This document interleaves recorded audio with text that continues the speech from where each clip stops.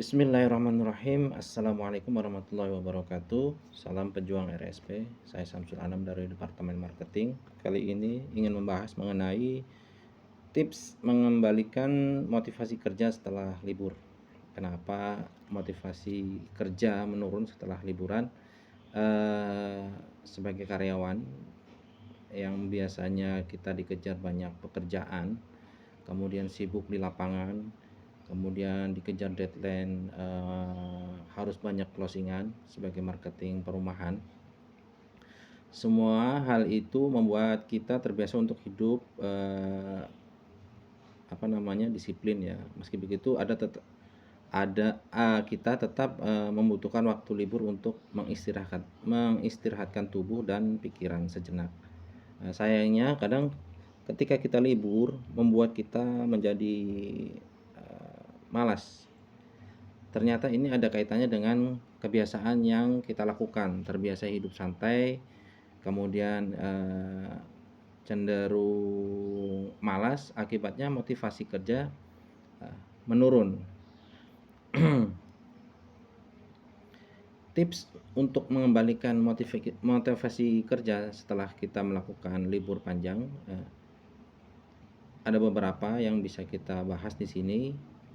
Kita mulai dengan yang pertama, setelah kita libur panjang, untuk mengawali kegiatan pekerjaan supaya kita lebih bersemangat, kita buat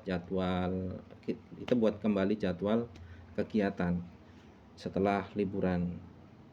Mungkin selama liburan jadwal kegiatan yang biasanya Anda lakukan jadi terbengkelai, supaya Anda ingat kembali kegiatan apa saja yang harus dilakukan. Tidak ada salahnya jika kita membuat ulang jadwal kegiatan mulai dari bangun tidur hingga tidur lagi.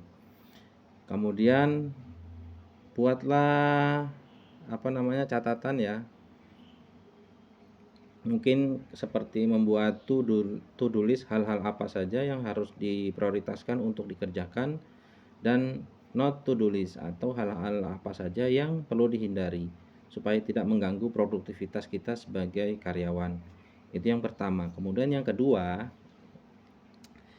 segera menyesuaikan diri dan kembali aktif. Kembali aktif atau pada rutinitas biasanya setelah liburan panjang, kita nggak semudah yang kita lakukan gitu, maksudnya nggak semudah itu. Untuk mengatasi rasa malas, kita perlu mengubah kebiasaan-kebiasaan saat liburan. Jadi kita perlu menyisihkan hari libur untuk membuat jadwal dan mengikuti jadwal untuk melatih diri kembali pada kebiasaan yang disiplin. Kemudian kita juga lakukan penyesuaian untuk kembali aktif dengan segera atau secara bertahap dengan waktu tidak lebih dari 1 atau 2 minggu. Kita perlu tidak terlalu lama, akan banyak waktu terbuang percuma kalau umpamanya kita terlalu lama untuk menyesuaikan. Jadi harus tune up, harus cepat beradaptasi dengan lingkungan. Kalau bisa kita membaca atau menonton video-video yang bisa memotivasi lebih cepat untuk beraktivitas sebagai karyawan. Kemudian yang ketiga, tentukan alasan dan motivasi kenapa kita tidak boleh malas. Nah, ini penting. Jadi kita buat trigger supaya kita jangan mau malas gitu. Tahukah kita jika kebiasaan dan pola pikir seseorang itu biasanya tidak jauh beda dengan orang-orang di sekitarnya. Kadang kita sendiri sudah punya niat baik untuk segera bekerja mengejar target, tapi kalau lingkungannya belum mendukung, itu juga berpengaruh pada motivasi kerja kita sebagai karyawan. Jadi kita tidak boleh terpengaruh. Ya, contohnya umpamanya rekan kerja yang malas bisa membuat kita ikut merasa malas. padahal Anda sudah punya niat untuk kembali semangat dalam bekerja keras. Jika berada dalam situasi demikian, kunci untuk menghadapi hal ini adalah harus mampu memotivasi diri supaya tidak tergantung dengan lingkungan. Bagaimana caranya? Ya pada dasarnya sifat manusia itu mencari kesenangan ya dan menghindari kesengsaraan. Jadi dengan memikirkan kembali apa keuntungan dan kerugian kita melakukan atau melakukan aktivitas yang bermanfaat untuk diri kita. Untuk mengambil langkah-langkah yang lebih baik dan menjadikan sebagai motivasi. Sederhananya, jika kita malas bekerja, akan terus ditunda-tunda, pekerjaan semakin lama akan terus menumpuk, dan pada akhirnya hasil pekerjaan jadi tidak memuaskan karena dikejar deadline. Ya, buruknya lagi kita punya leader atasan akan bisa memberikan teguran karena kinerja kita semakin hari semakin buruk dan berpengaruh pada kesehatan tubuh juga karena kita akan lebih stres gitu.